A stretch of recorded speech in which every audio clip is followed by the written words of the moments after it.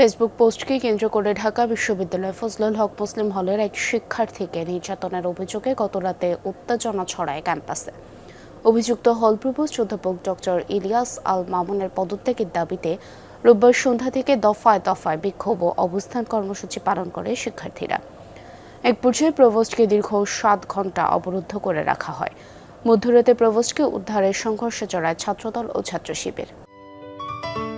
Ceylon টি রপ্তানিতে শীর্ষে। হলের নানা সংকট নিয়ে ফেসবুকে পোস্ট দেন রোবোটিক্স বিভাগের শিক্ষার্থী মোহাম্মদ ইব্রাহিম। এতে ক্ষুব্ধ হন প্রভোস্ট অধ্যাপক ইলিয়াস আল মামুন। নিজ কক্ষে আটক রেখে শারীরিক ও মানসিক নির্যাতনের অভিযোগ করেন ওই শিক্ষার্থী। ঘটনার জেরে রোববার সন্ধ্যায় প্রভোস্টের পদত্যাগের দাবিতে আন্দোলন শুরু হয়। প্রশাসন ও ডাকসু প্রতিনিধিদের দফায় দফায় চলে রুদ্ধদ্বার বৈঠক। সমাধান না আসায় প্রভোস্টকে অবরুদ্ধ করে রাখে বিক্ষুব্ধ শিক্ষার্থীরা। কেউ স্যারের বিরুদ্ধে ভয় পেয়ে কখনো কোনো পোস্টেজ দেয় না, বাট আমি গার্ডস নিয়ে পোস্টটা দিছি, রিস্ক নিয়ে। আমি জানি স্যার এমন সাইবার অপরাধে মামলা করবে, এরকম পোস্ট করার কারণে হুমকি দামকি দিয়েছে। এরকম আমার কান্না দেখে ভয় পেয়ে গেছে যে আমি এরকম কান্না করতেছি, চিল্লে চিল্লে কাঁদতেছি। আমি যে ঘটনা এখানে ঘটছে, এখানে ঘটে গেছে, এখানে শেষ। এটা বিপিজিএস কিছু জিজ্ঞেস করে বলো মীমাংসা হয়ে গেছে।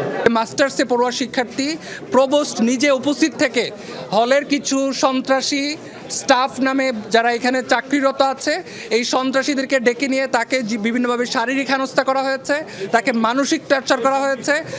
আলোচনার মাঝেই সংঘর্ষে জড়ায় ছাত্রদল ও ছাত্র শিবির। পাল্টাপাল্টি অভিযোগ করে উভয় পক্ষ। তাদের সরকার দলীয় যে ছাত্র সংগঠন আছে, তারা যেমন টিচার তাদের প্রশাসনকে শেল্টার দেয়, প্রশাসন থেকে একইভাবে তাদেরকে শেল্টার দেয়।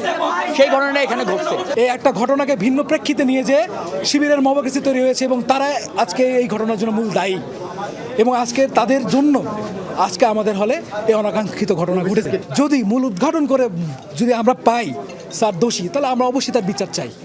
প্রায় 7 ঘন্টা অবরুদ্ধ থাকার পর ছাত্রদলের সহযোগিতায় হল ত্যাগ করেন অভিযুক্ত প্রভোস্ট। তবে শেষ পর্যন্ত বিচার না পেয়ে ক্ষোভ প্রকাশ করেন ভুক্তভোগী শিক্ষার্থী।